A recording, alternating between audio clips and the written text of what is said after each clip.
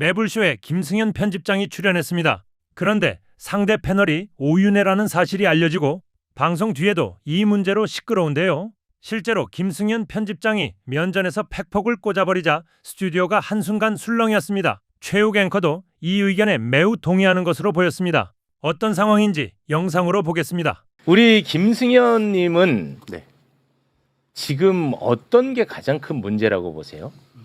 지금 한 번도 제대로 된 진단이 없었던 것 같습니다. 제 생각에는. 그러니까 사실 이렇게 저희가 생각이 다른 사람들끼리 같은 공간에 나와서 토론하는 장면도 거의 없었잖아요. 그러니까 그건 결국은 진단을 서로 회피하거나 아니면 어느 한쪽이 그 진단을 안 하려고 하는 거거나. 그래서 이 진단을 제대로 해야 처방을 할 텐데 사실 이 분열 상황이 거의 한 6개월 정도 지속됐잖아요. 지금 점점 심해지고 있고. 근데 이거를 한 번도 어떻게 방송에서 토론 자리도 마련이 안 되고 이거를 또 서로 얘기를 하면은 조롱과 혐오의 언어가 막 난무하고 맞네. 그런 상황이라 예리하시네. 근데 우리가 진단까지 할 수 있을까요? 우리 이렇게 미약한 힘이지. 그러면 제가 뭐 질문만 던지고 답을 듣도록 하겠습니다. 그리고 오윤혜 씨는 또 궁금한 게 있다고 했으니까 그 질문하시면 될 것 같아요. 지금 우리가 이 귀한 시간에 이렇게 모인 이유는 결국 이재명 정부 지지율이 지금 너무 떨어져 걱정하고 다시 지지율이 올라서 정책의 동력을 빨리 삼아서 빨리 쉽게 얘기하면 좋은 나라 만들어야 된다는 거거든. 그 생각이 다르면 오늘 이런 시간도 안 마련했을 거고. 일단은 그 지지율, 어제 오늘 지지율 잠깐 좀 소개를 해주시겠습니까? 어제도 살짝 소개를 해드렸는데요. 스트레이트 뉴스가 조원 CNI에 의뢰한 그 여론조사 결과인데 긍정 평가가 38.9%였고요. 네, 어제 나왔던 거 오늘 이제 또 나온 게 있죠. 부정 평가가 57.9%였고 오늘 몇 군데서 오늘 이제 여론조사 많이 나왔더라고요. 펜앤마이크가 이제 여론조사를 이제 의뢰를 한 건데요.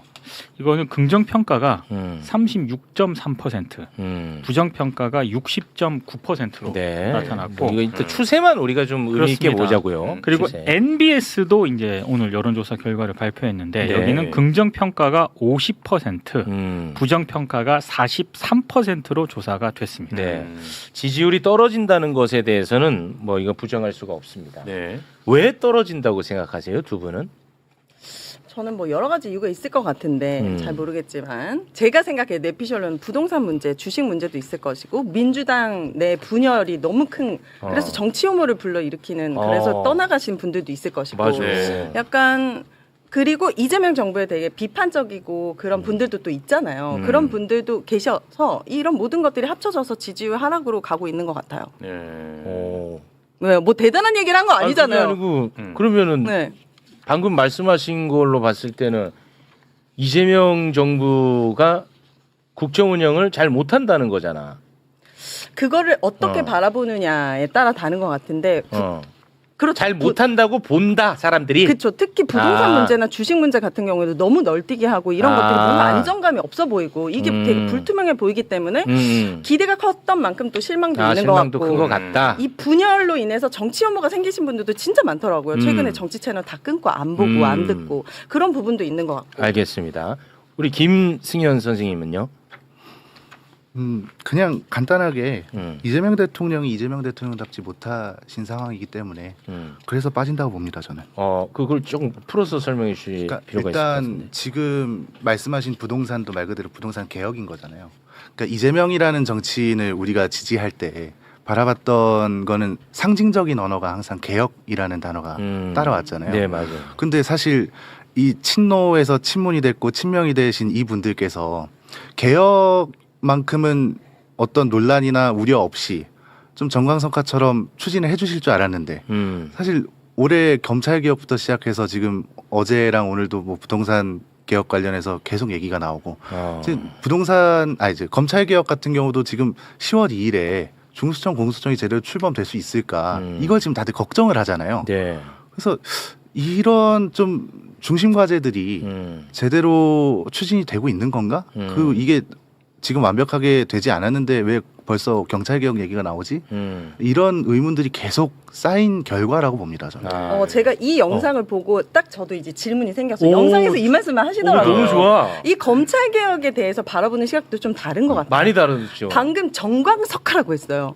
정광석화처럼 가능한 검찰 개혁, 어떤 개혁이 가능한가요? 마법사가 아니잖아요. 이재명 대통령도. 이게 70년 만에 하는 검찰 개혁이에요. 맞아. 그렇다라고 한다면 엄청나게 많은 수기와 보완과 대책과 개혁이라는 것은 수정 보완이 아니잖아요. 완전 뜯어고친다는 거기 때문에 저는 이 부분에 있어서는 정광석화가 불가능하다라고 생각이 들었어요. 그렇게 말씀을 하셨겠지만 현실적으로는 그건 불가능하다. 그리고 그렇다면 검찰 개혁이 안 되고 있는 것인가? 보면 결국 70년 만에 검찰청 문 닫고 뭐 중수청, 공소청 뭐 생기고 근데 거기에 인사 배치 그게 뭐 제대로 될 것인가에 대한 우려는 있지만 시작했다. 그래서 그런 방향으로 가고 있다. 그 안에서 뭐 보안수사권 폐지라든지 이런 거는 제발 좀 수기했으면 좋겠다는 대통령의 의견 그런 부분들이 저는 섞여 있는데 이제 검찰 개혁을 왜 하지 않지? 왜 답답해? 이런 이제 생각을 가지신 분들이랑 저랑은 좀 생각이 다르다. 속도와 방향이 가고 있는데 왜 정광석화처럼 하지 않아? 제대로 그러니까 빨리 하지 않아? 이런 부분에서 잘 가고 있는데 왜 자꾸 더 속도를 더 내라고 요구하느냐? 정광석화는 불가능하다 개혁은 저는 그런 생각이 드는 거죠. 네. 여기서 말씀드린 전광석화가 하루아침에 이루어지길 바라는 거는 아니고 이게 타임라인을 잘 우리가 봐야 될 것 같은 게 정청래 후보께서 당대표 시절에 여기 나오셔서 9월까지 검찰개혁을 완수하고 라디오에서 검찰청이 폐지됐습니다라는 멘트를 들을 수 있게 해주시겠다 맞아요. 말씀하셨잖아요. 네. 근데 그 뒤에 뭐 때문에 지연이 됐나요? 정부에서 속도 조절을 요구하시면서 그 주도권을 가져가신 다음에 1년 가까이 지연이 됐습니다. 네. 그러니까 이게 우리가 생각하던 타임라인이 있었는데 그게 일단 한번 바뀌었습니다. 그럼 그 기간 동안 당연히 이 개혁이라는 게 쉽지가 않죠.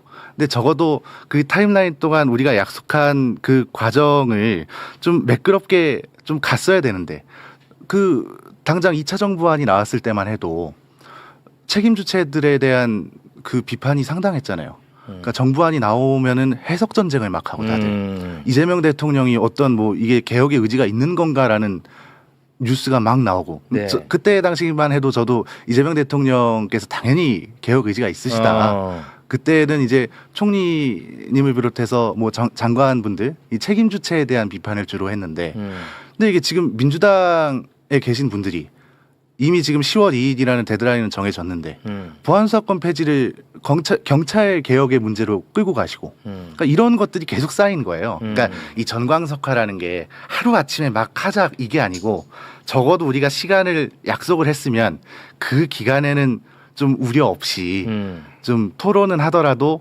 우리가 이미 그 보안수사권 관련해서는 매불쇼에서 너무 많이 다뤄주셨잖아요. 맞습니다. 네.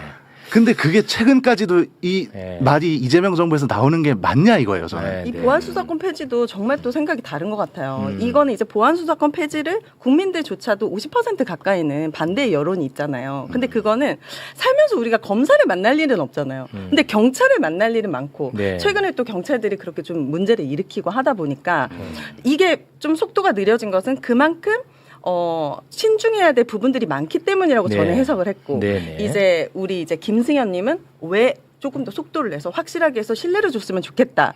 하지만 이제 방향은 맞기 때문에 이걸로 뭐 반목할 거는 아니다. 이걸로 검찰 개혁에 의지가 없다라고 얘기하는 것은 조금 왜곡 과하다. 과하다. 그런 생각이고 특히 이재명 정부에 되게 뭐라 해야 되지? 야속하다고 표현해야 되나? 되게 좀 타이트한 것 같아요. 이 잣대가. 국민들의 인식이 그러니까 지지층. 네, 지지층 분들이. 왜냐면 기대가 커서 그럴 수 있겠지만. 야박하구나. 야박하다. 좋아. 그 단어. 너는 내 옆에 있어야 돼. 너는 내 모습 속에 들어왔니? 야박하다. 너무 야박하고 가혹하다. 가혹해. 문재인 정부 시절에 사실은 윤석열 같은 사람이 막 스물스물 올라왔을 때 이렇게 가면 나라 망한다. 필망할 것이다라고 막 고언을 해주셨으면 그때도 그랬고 지금도 그렇겠구나 알겠는데. 그럼 내 요거 하나만 그때는 조용하고. 요 얘기를 내가 워낙 많이 들어가지고 내가 검찰 개혁은 내가 전혀 개입하지 않았어. 이런 얘기는 뭐 수도 없이 들었으니까. 방금 말씀하신 포인트가 난 항상 궁금했어요. 뭐냐면 문재인 정부에 대해서 굉장히 비판적이었던 사람들, 그러니까 오윤회로 예를 들게요. 그게 이해가 편하니까 전달도 잘 돼. 오윤회는 윤석열 같은 사람을 만든 게 문재인 정부라고 해서 문재인 정부에 대해서 되게 비판적이거든요. 그때 윤석열이 잘못했다고 말해주는 게 그럼 옳은 일이었잖아. 맞지? 그랬겠죠. 그렇게 했으면 옳은 일이잖아. 그게. 정확하게 알고 계셨던 분들이 맞지? 계신다면. 예. 그럼 지금도 그 똑같은 잣대로 누군가가 이재명 대통령이 이렇게 가면 안 돼. 그러면 그러니까 너 식으로 문재인 정부 짱나 그렇게 가면 안 돼요라고 말하는 건 좋은 거잖아. 네. 그걸 왜 뭐라고 해 그러면? 그러니까 나는 이게 항상 궁금했는데 원인- 너 오늘 너무 반갑다 잘 야. 만났다. 난 이게 제일 궁금했거든. 근데 문재인 정부 시절에는 반갑다. 윤석열이라는 누구나 다 알 수 있는 정치 검찰, 부패한 정치 검찰의 어떤 원인과 결과가 있었어요. 조국 대표님 멸문주의 시키고. 아니 근데 내가 과정이 있었잖아요. 어차피 또 근데 야, 지금은 잠깐만. 어떤 그때도 현상이 아니, 없는데. 내 들어봐봐. 네, 입꼬리 그때도 올립니다 우리. 네. 그때도 윤석열을 비판하잖아. 예를 들면 뉴스타파 같은 경우는 비판을 했어요. 그때 뉴스타파 날라갔단 말이야. 그래서 비판을 할 수 없는 분위기가 있었어. 그래서 너식대로라면 그 때문에 망했고 그때 목소리를 많이 내주는 게 좋았던 거잖아. 지금도 마찬가지로 왜 그 잣대로 똑같이 적용할 수는 없는지가 나의 굉장히 궁금증이거든요. 근데 지금의 비판하는 목소리의 원인을 분석하면서 이유를 말씀하실 때 그럴 것 같고 왠지 그렇고 이 인사가 마음에 안 들고 이 국정 운영 방식이 마음에 안 들다라는 그 취지가 많았던 것 같아요. 우리 김승현님 네네네. 이제 영상을 제가 한 6개쯤 봤을 때도 근데 국정 운영 방식이나 인사는 대통령의 고유의 권한이고 그렇죠. 그걸로 인해서 지금 어떤 사단이 난 것도 아닌데 왜 이 부분에 있어서 이재명 정부에는 굉장히 야박하게 너무 왜 가혹하게. 그렇게 비판을 너무 강도가 세게 하실까? 그리고 우리 김승현 김승현님. 편집장 그 이름이 왜 이렇게 안 알려줬어? 우리 윤회 힘들게. 김승현님. 김씨라고 해 그냥. 너무 약간 동글동글 너무 귀엽게 귀여워. 생기셨어요. 김군해 김군. 여기에도 이제 우리 김승현님께서도 노무현 대통령에 대한 이제 이야기로 마무리 짓는 게 있어요. 노무현 대통령께서 보니까 제가 적어놨는데 낡은 정치를 새로운 정치로 바꾸는 것은 국민이 하는 일이다. 맞죠? 약간 그런 취지였던 것 같아요. 맞죠? 아니요? 어떤 영상을 보고 말씀하시나요? 낡은 정치를 네. 새로운 정치로 만드는 것은 결국 국민이 하는 거다. 네, 그래서 이 낡은 정치를 새로운 정치로 국민이 힘을 합쳐서 바꿔야 된다는 메시지로 엔딩을 하셨더라고요. 네. 그러니까 이게 낡은 정치와 새로운 정치를 바라보는 것도 완전 다른 거예요. 제가 봤을 때는 지금 너무 낡은 정치로 이재명 정부에 대해서 잣대를 타이트하게 주고 있고 이재명 정부는 새로운 정치를 하기 위해서 가고 있는데 이게 서로 완전 그거를 동상이몽처럼 관점이 달라. 관점이 아예 다르게 해석하고 있구나. 그 영상을 제가 기억은 잘 안 나는데 너무 많이 봤나요? 제가 우리 편집장님 영상 푹 빠졌어요. 네. 아마 맥락을 잘못 이해하신 걸 수도 있을 것 같아요. 그게 그 낡은 정치라는 게 제가 아마 영상에서 말했던 건 이번 전당대회 과정을 비판하는 영상이었을 겁니다. 전당대회 과정 그리고 전당대회 이전에 있었던 민주당이 공정한 모습은 전혀 아니었잖아요.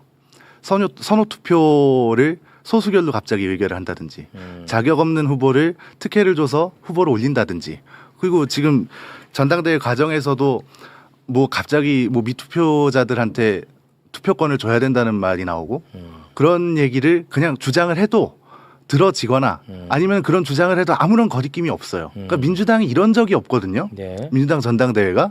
근데 이런 불공정함이 낡은 정치라는 거예요. 제가 말씀드리는 거는. 그러니까 이 불공정을 바라보는 시각도 다른 것 같아요. 이번 전당대회에서 1인 1표제 정말 권리당원, 당권이 중심이고 민주당은 권리당원에게 있습니다라고 했는데 여론조사 듣보잡이야 누가 됐는지도 몰라. 권리당원이 있을 수도 있고 국민의힘이 있을 수도 있고 역성태 반지가 됐는지 안 됐는지도 우리는 알 수 없는 그 여론조사를 그 사람은 한 표에 80표를 주는 거잖아요. 30%가 들어갔기 때문에. 그럼 이 여론조사에 알 수도 없는 어떤 사람에게 왜 권리당원, 대의원도 아닌 사람에게 80표를 줄 수 있는가에 대한 그런 부분에 있어서는 약간 설득이 안 되는 것도 있었단 말이에요. 근데 그 결과가 너무 아이러니하게도 이성윤 후보님이 1등을 하다 보니까 이제 거기에서 여러 가지 말들이 나오는 거예요. 이게 과연 공정한 게 맞는가? 이 공정의 기준이 이제 저 같은 경우에는 여론조사가 알지도 못하는 사람한테 80표나 준다고? 그 한 명한테?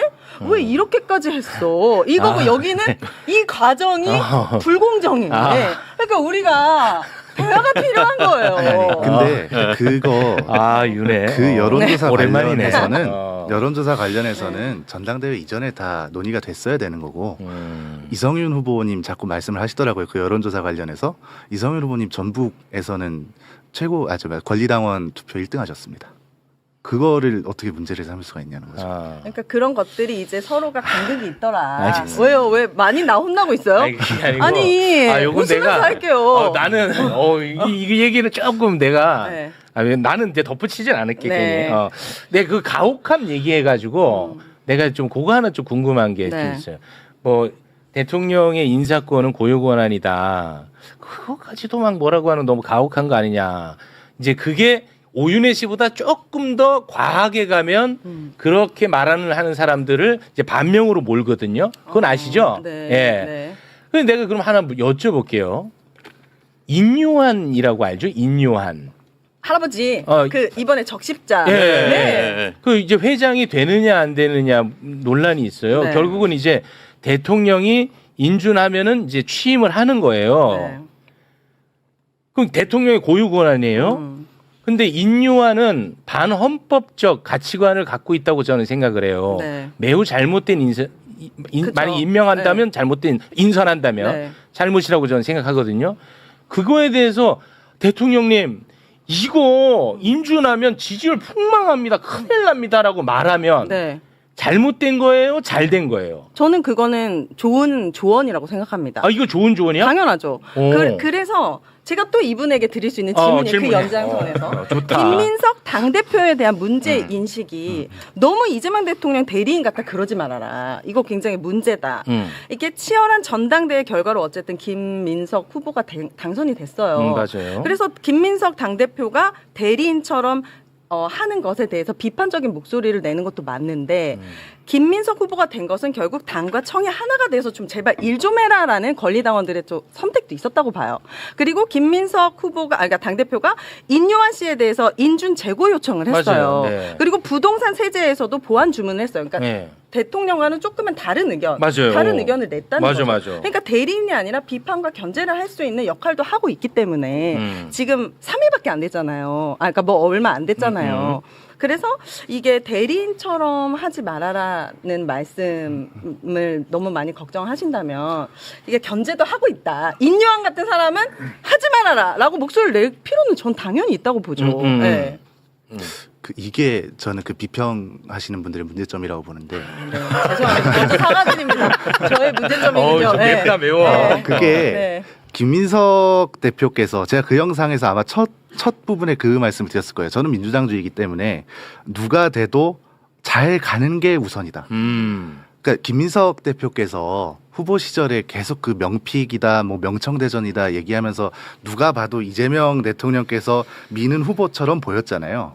그렇죠. 근데 당대표로서 그런 부정적인 평가를 벗어나시려면 이재명 대통령의 대리인처럼 보이시면 안 된다라는 말씀을 드렸던 거예요. 그렇죠. 그러면 오윤혜 씨님, 네. 제가 궁금한, 와 오늘 너무 오랜만이라서. 아 그래요? 나 좀 어떻게 좋아 지금. 입꼬리 올립니다. 아까 이렇게 말씀하셨잖아요. 네.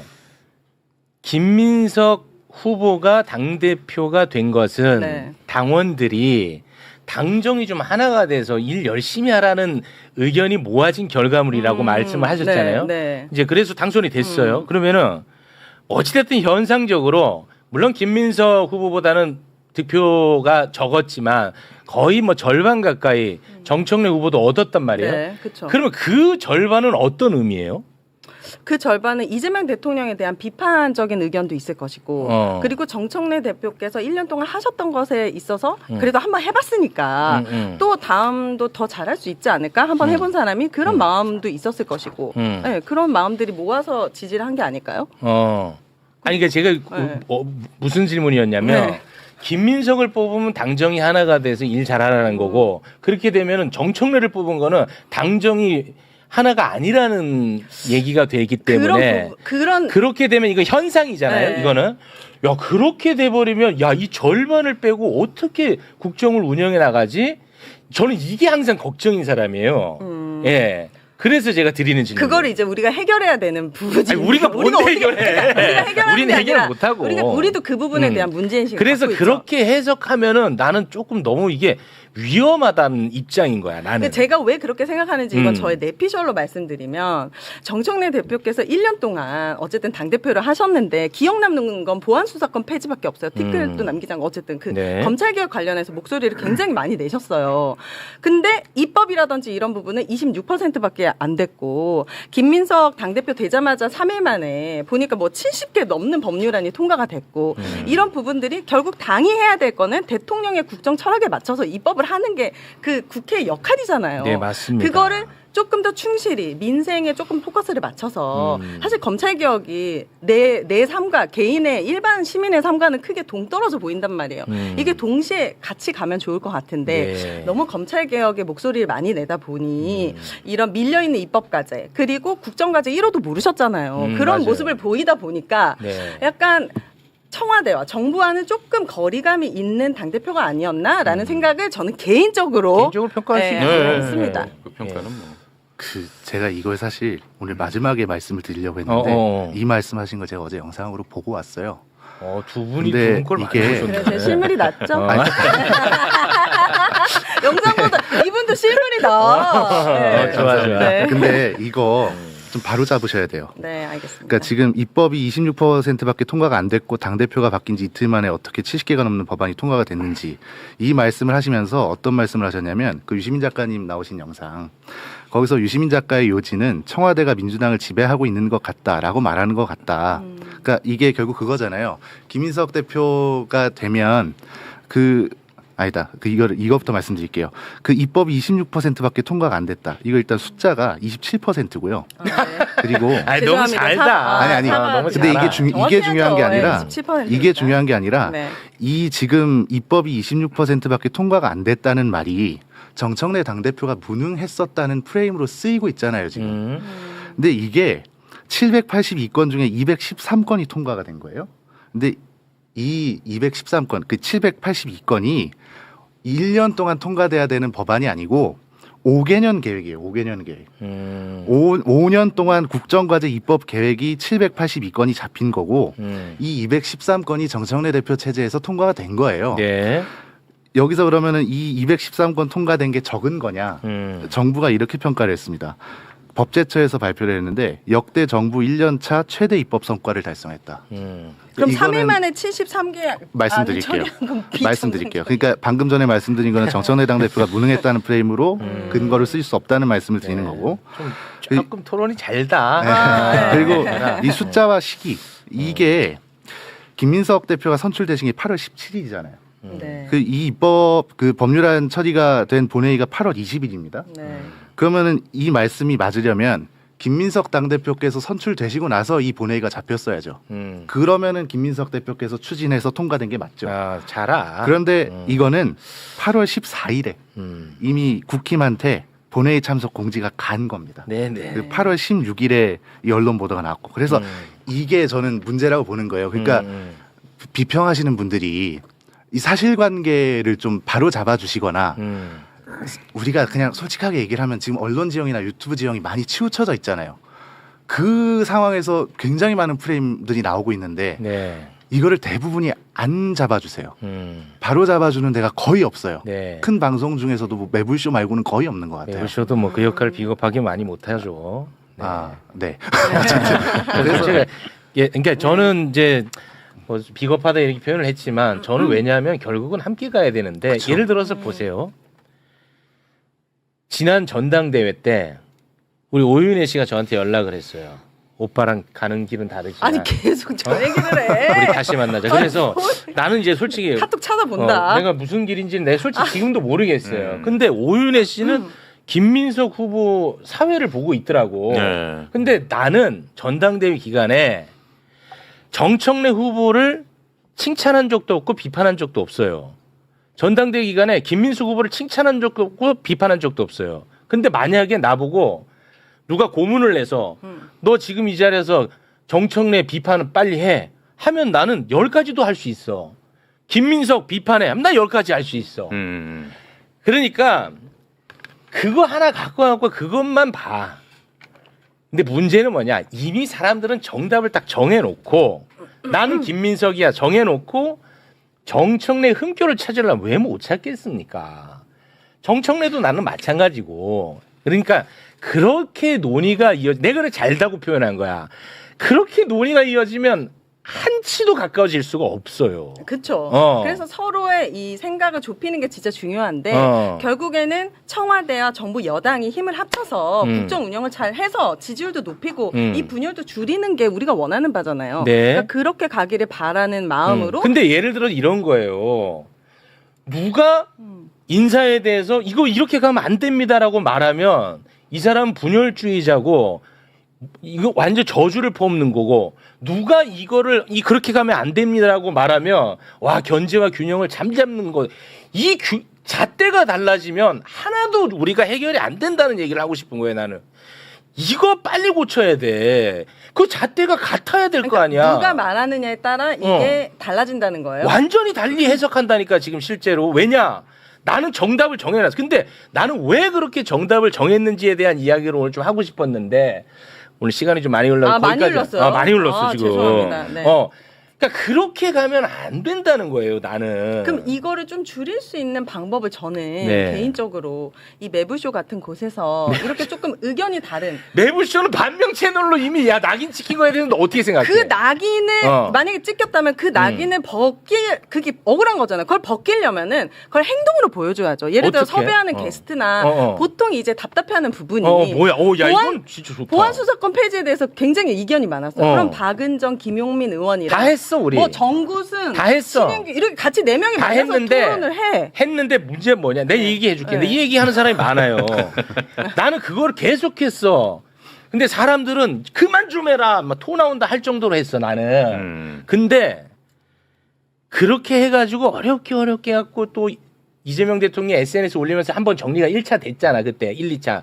그리고 이제 또 보안수사권 문제 됐어. 근데 10월 2일에 출범을 앞두고 있어. 이미 나올 얘기 다 나왔어. 그러면 이제 이 출범을 앞두고 어떤 부분을 메워야 되는지를 나는 빨리 얘기하고 싶었고 내가 그게 책임이라고 생각했는데 그때 또 보안 수사권을 있어야 되냐 그거를 내가 만약에 또 토론했잖아. 나는 정말 자격 없는 놈이라고 나는 생각해요. 그러니까 보안 수사권을 한 예로 든 거지. 네, 이렇게 치열하게 논쟁이 있는 사안에 대해서는 그 약간 서로 다른 목소리를 가진 패널들이 치열하게 토론하고 그 과정을 통해서 저는 청취자들이 판단할 것 같아요. 맞아. 그거는 승자도 없고 패자도 없는 거예요. 맞아. 근데 문제는 그렇게 하자. 오늘도 아마 끝나고 봐봐. 그러면 딱 쇼츠 하나 딱 잘라갖고 그게 문제야. 오윤혜가 4명 다 압살했다. 이게 나와. 똑같은 영상인데 또 어디서는 진짜 억울해. 오윤혜 진짜 또 시작이다. 뭐 똑같은 영상이야. 맞아요. 영상은. 맞아요. 그러면 또 그렇게 해서 이렇게 내가 핵심을 얘기할게요. 핵심. 이렇게 해서 제일 손해 보는 사람이 누구냐? 사람으로 보면 이재명 대통령이야. 그리고 크게 보면 대한민국이야. 그렇죠. 맞아요. 나는 거기에 행여나 내가 어떤 내 한마디 때문에 거기 일조할까봐 내가 사실 엄청나게 조심스러운 거예요. 그래서 내가 아까 비겁하다는 표현을 쓴 거예요. 내가 이 말을 하는 게 내가 봤을 때 이 말을 안 하면 비겁한데 하는 게 갈등 봉합에 도움이 되나? 아니면 그걸 부추기나? 이런 고민을 매번 한다고. 근데 솔직히 오윤혜랑 어울리는 사람들은 너무 쉬워 방송이. 그냥 매부쇼 나가지 마요. 반명이에요. 또 입꼬리 올립니다. 진짜 이럴 거야. 나한테 너무 입꼬리 쉬워 올라. 방송이. 방송이 너무 쉬운 거야. 아니 그 사람들 그럼 다 데려다가 그럼 물어봐요. 왜 그런 식으로 방송하냐?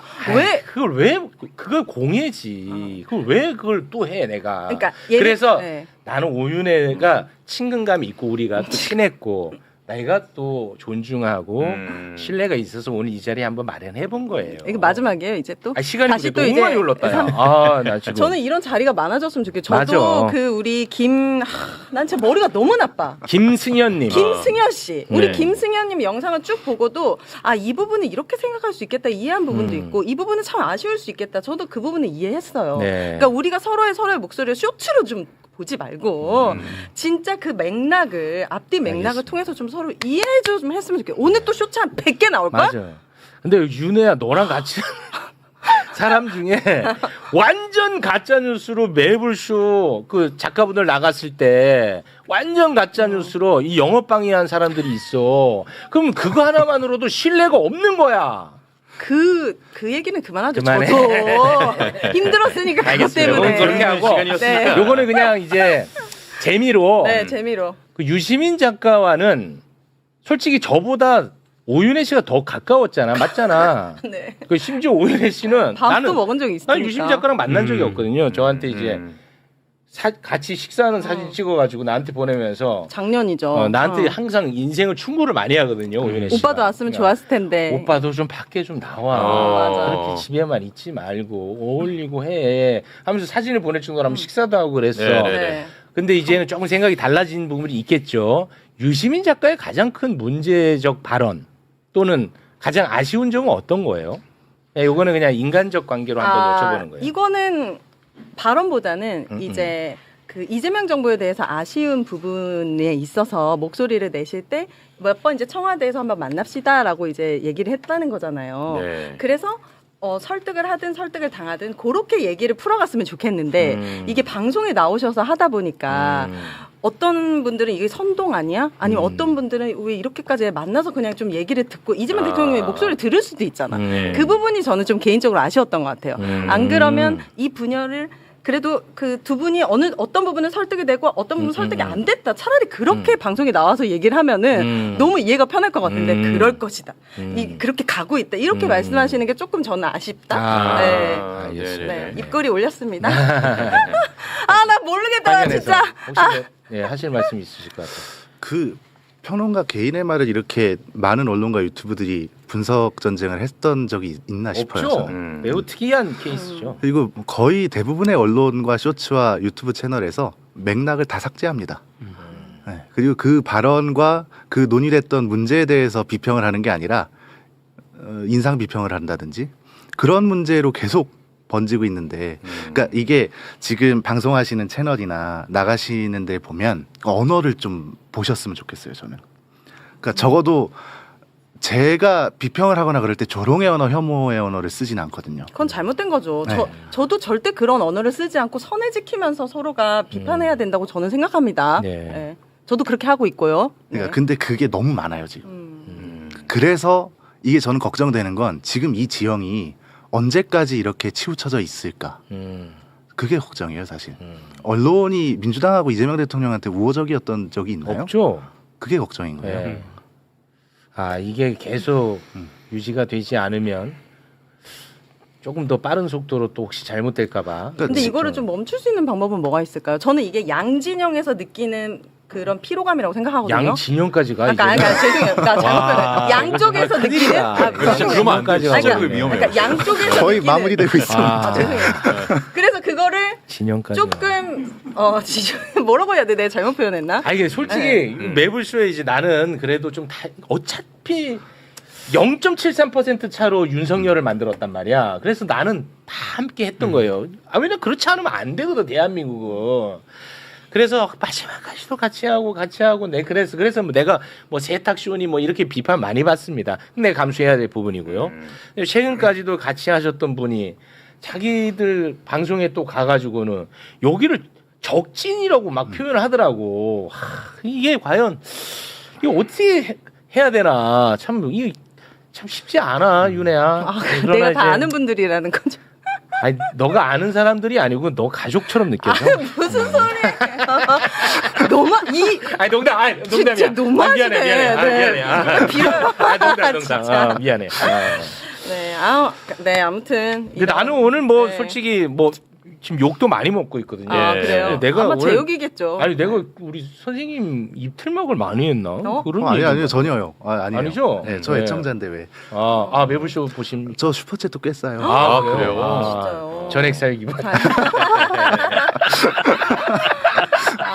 네, 근데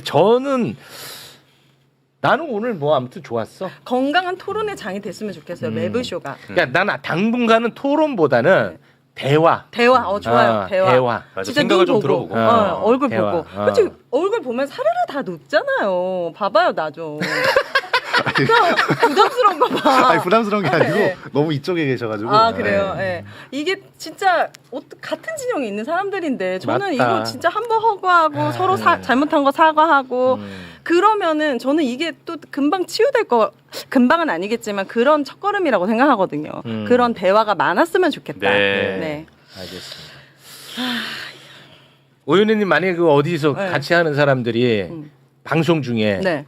같은 진영, 같은 방향, 이재명 정부를 성공을 원하는 사람에 한해서 얘기하는 거야. 네. 그런 사람들을 향해서 조롱하고 혐오의 표현을 쓰면 네. 그거는 도움 안 된다고 말해 줄 수 있어요? 전 말하고 있죠. 그리고 당연히 말해야 된다고 생각하고. 그래요? 그러니까 선을 지키면서 비평하는 것이 오히려 더 큰 설득력이 있는 것 같아요. 맞아, 그 설득이 돼, 그나마. 조롱을 하면은 그 설득이 말이 안 돼. 안 들려. 안 그냥 들려. 싫어져 버리거든요. 그거는 모두가 다 정말 나도 지키고 너도 지키고 다 지켜야 된다라고 맞아. 당연히 생각합니다. 네. 맞아요. 고맙습니다. 네. 끝으로 한 말씀. 자꾸 입틀만 얘기 많이 나오네요. 네, 우윤혜 씨한테 발언권을 많이 줬나 봐. 죄송해요. 그래서 내가 지금 욕 많이 먹고 있어. 아니에요. 그래서 그 입틀막은 일단 아니고요.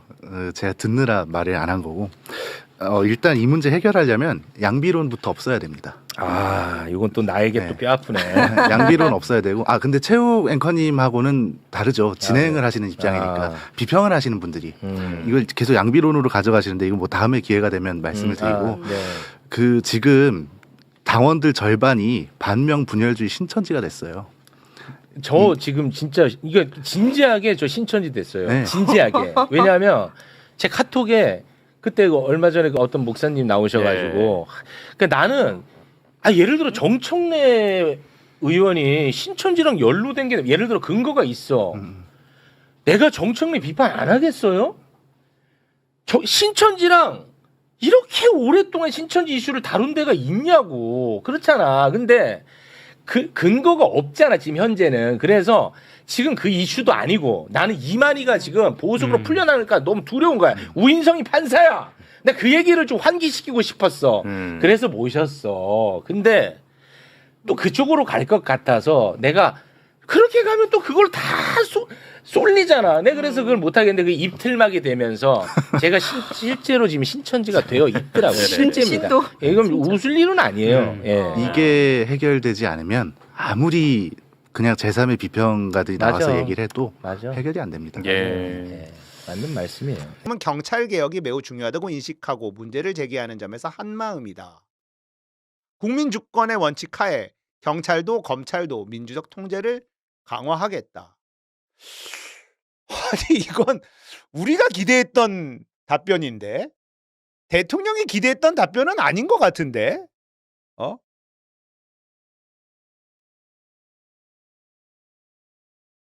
뭐지? 김민석의 저 워딩이 정말 수상합니다. 자, 요즘 경찰의 심각한 문제점들이 연일 보도가 되고 있어요. 장난 아니죠. 내용을 보면 진짜 심각합니다. 경찰 놈들도 참 대단하다 싶을 정도의 사건들이 막 보도가 돼요. 그렇지만 이렇게 언론에 집중적으로 경찰의 문제점만 도배되는 것, 이거는 의도가 있다 이렇게 생각하고 있거든요. 많은 분들이 그런 생각을 가지고 있습니다. 어떤 의도냐? 검찰의 보안 수사권, 전권 송치, 이걸 노리는 작업의 일환이다. 저는 이렇게 생각하고 있었습니다. 자, 보안 수사권은 조금 힘들어진 거 아니냐? 그러니까 전권 송치라도 가져와야 된다. 뭐 저는 이런 생각도 좀 들었고요. 특히 이번 제주 실종 허위 종결 사태, 이거는 경찰의 사건 종결권, 수사 종결권에 시비 걸고 싶은 그런 보도 아닐까? 그런 사건을 찾은 거 아닐까? 이런 생각도 좀 들었거든요. 문제는 이 실종 사건 있죠. 이거는 보안 수사권의 대상이 아니라고 하더라고요. 그러면 이건 뭐예요? 보안 수사 요구에 그치는 사건이다. 그래서 검찰 개혁과 연관 짓기에는 무리인 사건이 이번 제주 실종 사건이라는 거예요. 근데 이제 뭐 그게 중요하진 않겠죠. 경찰을 믿을 수 없다, 이런 여론을 만들어야 되니까. 그래서 여론전 펼치기에는 좋은 사건인 건 맞습니다. 그러면 제 소설이 만약에 맞다면 이런 여론을 일으키고 싶은 주체가 있어야 되잖아요. 검찰에게 모든 걸 뺏기지 않게 하고 싶어하는 누군가가 있어야 되지 않습니까? 거기가 어딜까? 청와대밖에는 없다. 지금까지 이재명 대통령이 검찰개혁을 안 하려고 정말 많은 노력을 했던 것들을 비추어 봤을 때 지금 이런 여론을 일으키고 싶은 주체는 청와대일 가능성이 가장 높다라고 생각합니다. 또 왜 제가 청와대일 가능성이 높다라고 보냐면 지금 검찰 자체가 힘이 많이 빠져 있어요. 독단적으로 언론하고 손을 잡을 힘이 없습니다. 그러니까 청와대가 껴있을 가능성이 높다고 보는 거예요. 그래서 청와대 입김이 작용해야 언론들을 움직일 수 있다. 저는 이렇게 생각하고 있는 겁니다. 결국 이재명 대통령이요. 아직 검찰의 전권 송치나 보안 사건 이거 포기하지 않았다는 뜻으로 풀이할 수 있는데 김민석이 이걸 들이받은 것 같다는 거죠. 모양새는 그래요. 나노리 6306님 후원 감사합니다. 자, 제주 실종 허위 종결 검찰 보안 수사권 있는 상태에서 벌어진 일이야. 이걸 검찰 개혁과 연관시키지 마라. 선을 딱 긋는 발언을 한 거란 말이죠. 우리가 보기에 대통령은 포기하지 않은 것 같은데 김민석이 확전을 차단시킨 거예요. 자, 여론전을 왜 합니까? 상대방을 곤란하게 만들기 위해서 하는 작업이에요. 자, 아무리 옳은 일을 하더라도요. 여론이 안 좋으면 추진하기가 어렵죠. 많은 개혁들이 그렇게 기득권들의 작업에 의해서 좌초되었습니다. 우리는 그런 경험을 너무 많이 겪었죠.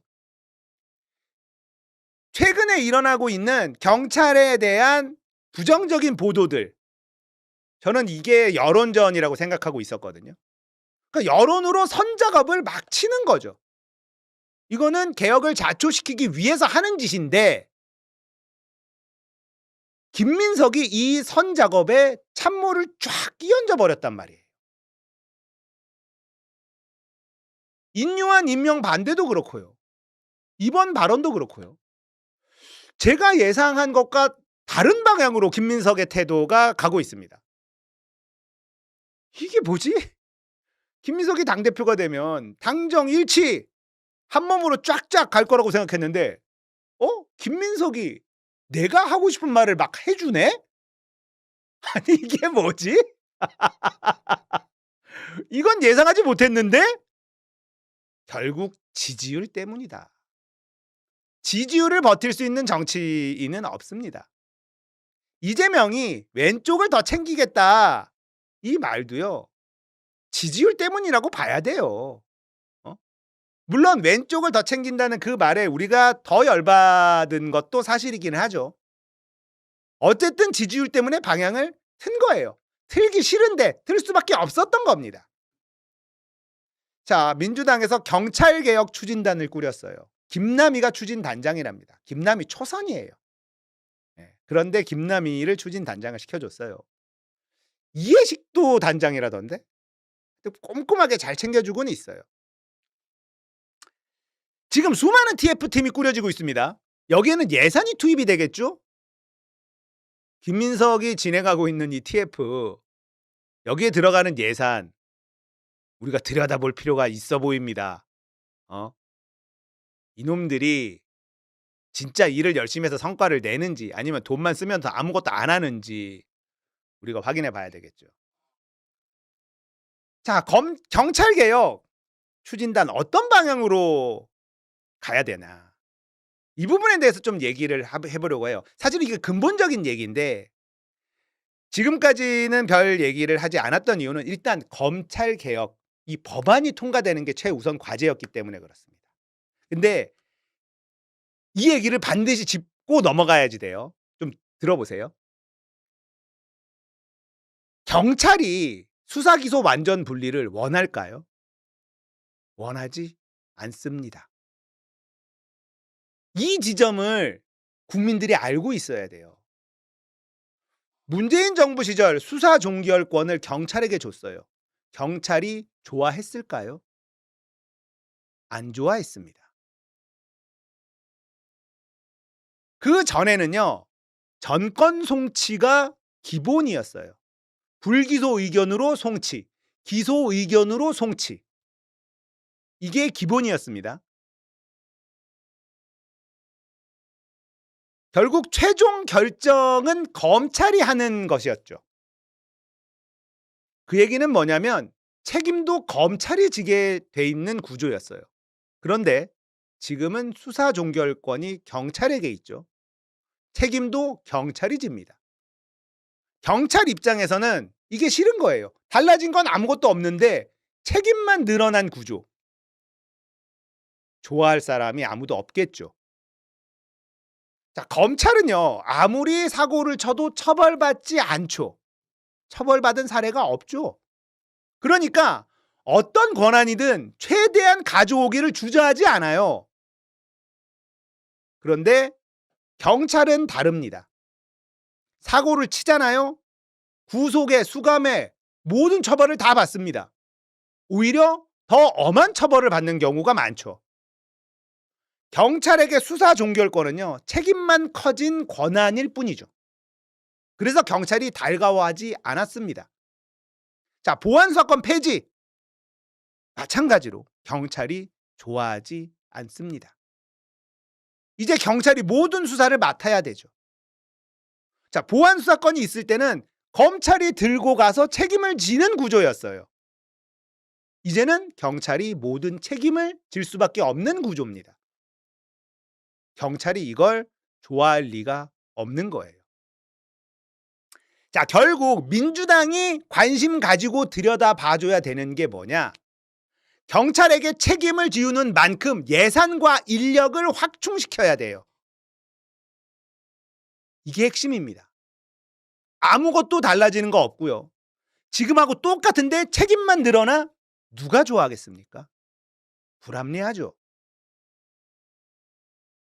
만약에 이대로 경찰에게 책임만 더 부여된다라고 한다면요, 경찰 내부에 책임질 일을 회피하는 분위기가 팽배해질 거예요.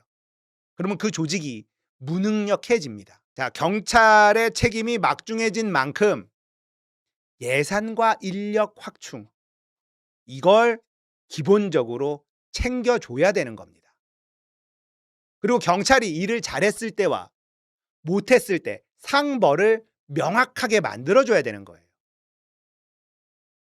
자, 지금 경찰이 사고를 치고 그것 때문에 경찰에 대한 감시를 더 촘촘히 하겠다, 뭐 이런 얘기에만 초점을 맞추고 있는데 거기에만 초점을 맞춰서는 안 돼요.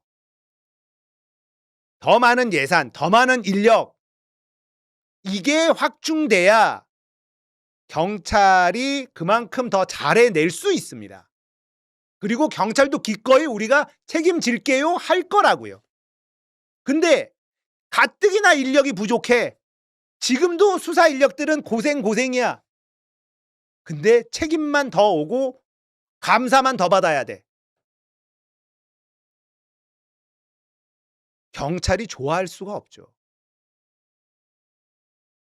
독박 수사다라는 말이 괜히 나오는 게 아니에요. 경찰들의 사기가 떨어질 수밖에 없습니다. 그러니까 검찰개혁 여기까지 왔죠. 경찰개혁 이제 해야 되는데 뭘 해야 되냐?